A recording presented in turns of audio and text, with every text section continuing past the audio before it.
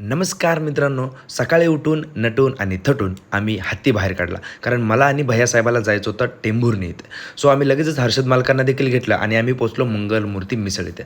मिसळ खाऊन झाल्यानंतर अभिची आम्ही वाट बघत होतो. अभि देखील आला आणि आम्ही पुढच्या प्रवासाला सुरुवात केली. त्यानंतर टेंभुर्णी इथे जाऊन आपल्याला iPhone 16 Pro बुक करायचा होता. सो आम्ही पोहोचलो दीपक मोबाईल शॉपी टेंभुर्णी इथे. तिथे पोहोचून आम्हाला समजलं की आज तर काय आपल्याला फोन भेटणार नाही आहे. सो आम्ही बाकीची प्रोसेस करून आम्ही उदास असा चेहरा घेऊन रिटर्न यायला लागलो.